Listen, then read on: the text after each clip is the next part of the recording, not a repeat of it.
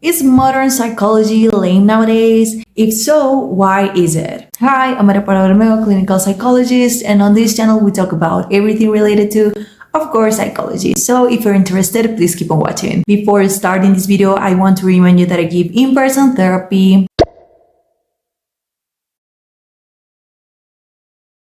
And if you're out of the city, I got you because I also give online therapy. So if you need a consultation, please feel free to reach me out on my social media, my phone number, my email. All of them will be listed down below on the description box as well. Well, this topic actually came up because of my personal experiences, particularly on social media.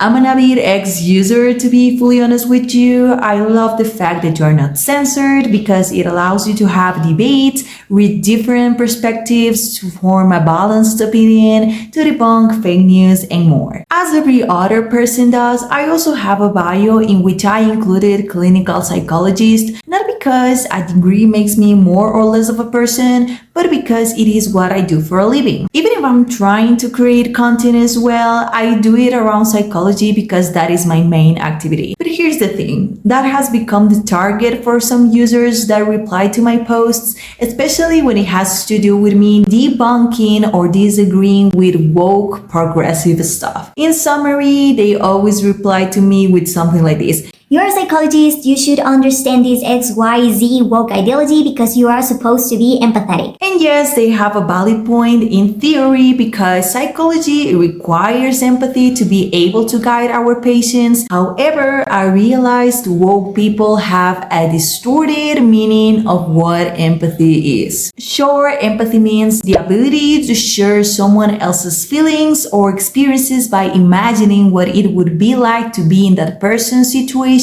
but not because I, as a psychologist, am able to understand their difficulties. I'm going to say yes to everything they say. That is not ethical. Yet this situation made me wonder why people, especially progressive people, expect me to agree with their ideologies just for the fact that I'm a psychologist. And after a long time of reflection and also social media analysis, it hit me. Modern psychology is kind of messed up right now. And it might be ironic that I say that because I fall into the category of modern psychologist. I am on the younger side. I am working as a mental health provider on a modern age. So I know it sounds as me probably going against everyone, including myself, but this is a reality. Many of my colleagues these days have enabled many of the mental health issues that individuals suffer nowadays. And there are a few reasons why that I want to talk about today.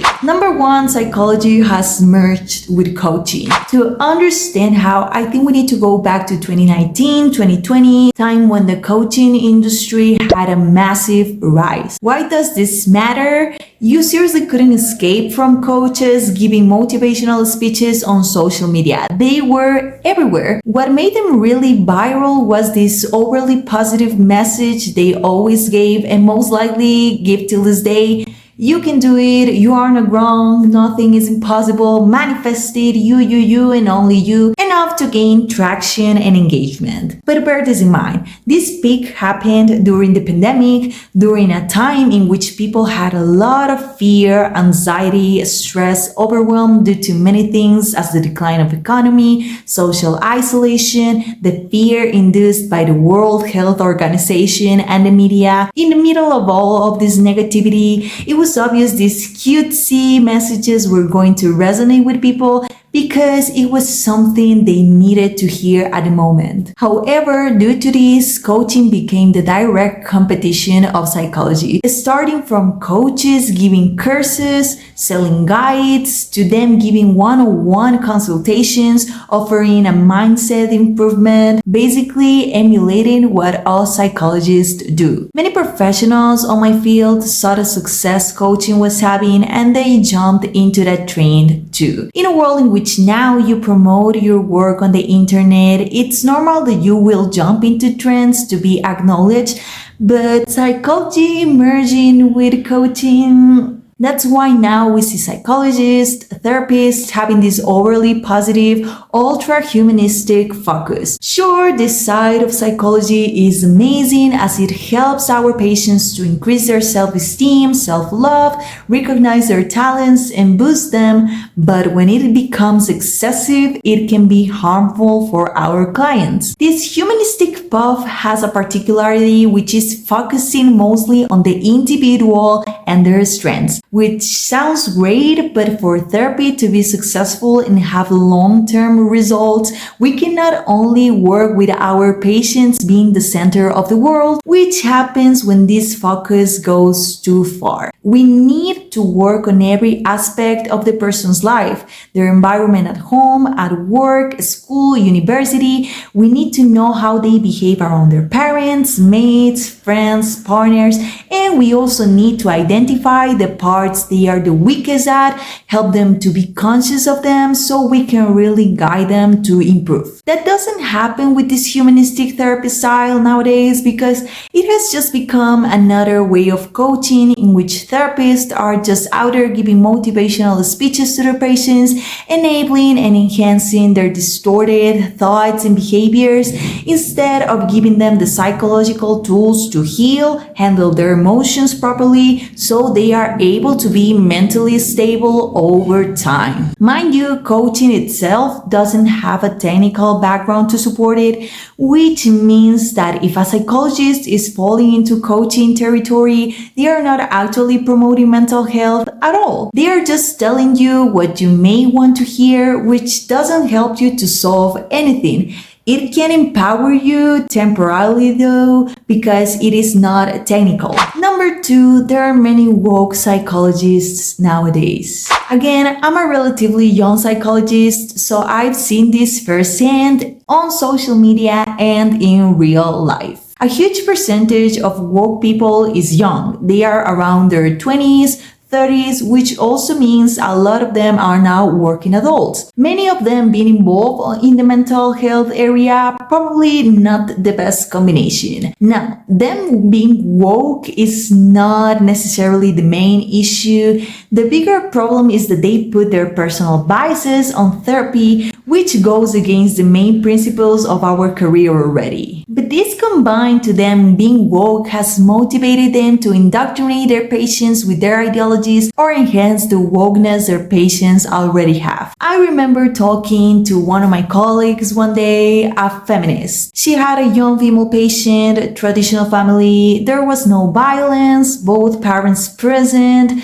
Her issue was that she didn't feel quote-unquote free. She wanted to go out as much as she wanted, drink as much as she desired, sleep around with whoever she wanted, arrive home whenever she felt like it, not telling her parents if she was going out, where and who was she going to be with. She wanted to be young, wild, and free, to mostly have friends, aka fit in, and the fear she had for missing out. On the other hand, her parents didn't approve most of that because for them the girl was just her passing the boundaries set on the household. Mind you, the rules and limits set on the house applied to everyone, no matter if they were a man, a woman, no matter their age. They were for every family member to maintain balance at home. That was acknowledged by the patient, but the girl said she felt limited again because she wanted to be a free girl. I told my colleague, to me, the fear of missing out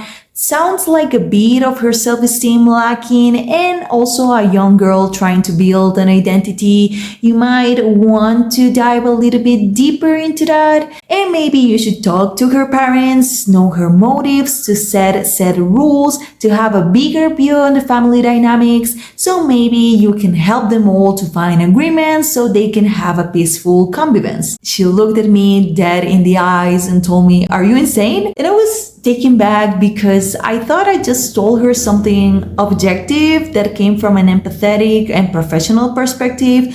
So I told her why. I mean, sometimes we need third parties to provide us with info about our patients to have a global view of the issue, a better view, and guide them. And if the problem is with the parents who she lives with, then help them to improve their home environment. My colleague told me I was wrong because her poor patient was being oppressed by her misogynistic family that didn't allow women to flourish, and if anything, she was going to focus her intervention on feminism and empowerment because no one should tell a woman how to live her life. We haven't talked in a while after that, so I don't know how that went, but at least I know she was going to give her patient an ultra-feminist lecture that usually ends up in an extreme, unjustified hate towards men, which instead of promoting mental stability, triggers bitterness, anger towards the world, pessimism, which simultaneously trigger depression, anxiety, substance abuse, and more. This is just one story, but I have more of those, not only with feminist colleagues, but LGBTQ ones encouraging their patients to at least be bisexual or encouraging child transitions, body positive ones encouraging their patients to continue with their most likely binge eating disorders,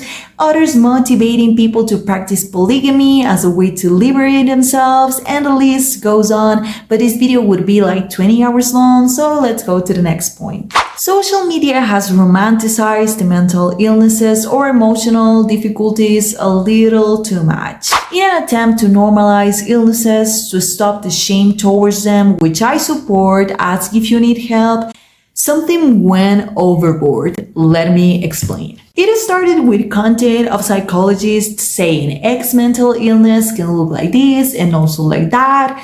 You're not a bad person, you're just a victim of a dysfunctional family, society. Mental illnesses are not something to be ashamed of. Cute.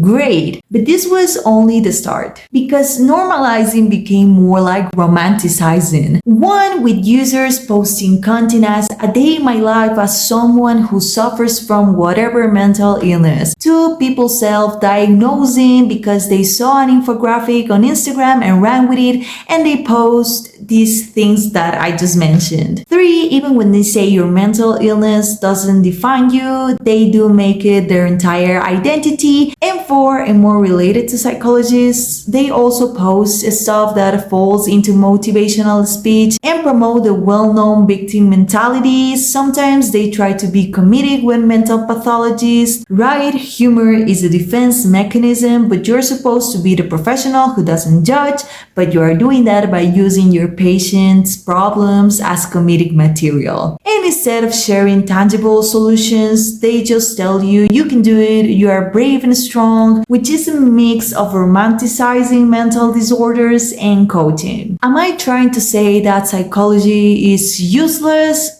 No, I'm hopeful that there are many fellow psychologists out there trying to debunk these lies as I'm trying to. My point with this video is maybe try to open my colleagues' eyes. If you work on the mental health field, please remember we are supposed to advocate for mental sanity and balance, not the other way around. And also remember that bringing your personal biases to other people that reach out for you for help and guidance is breaking our ethics. As psychologists, therapists, we are supposed to adapt to our patients' unique context. We need to work from their principles, values, beliefs, not trying to force them into what we believe as individuals. In your office, you are the professional who helps people to find themselves. Outside your office, you are your own individual world with your own ideas.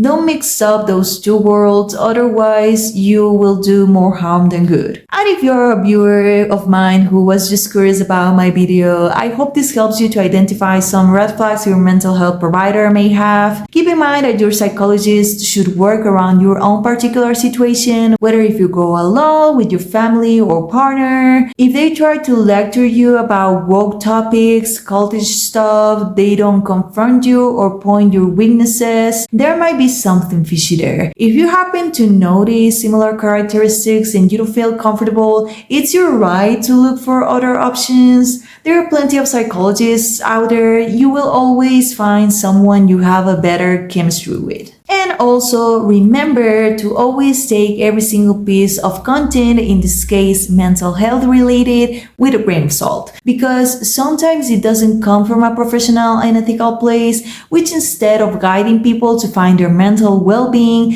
does the opposite. Sure, if you find it motivational, you go, but also remember that aside from the nice sweet words, you need the tools to make that mental health and stability be a long-term thing. Is there something you learned from this video or that you would like to add to the conversation? Leave a comment down below. Also, don't forget to like and share with someone that may find this useful. And don't forget to subscribe to the channel so that you never miss out for more interesting psychology content. Thanks for watching.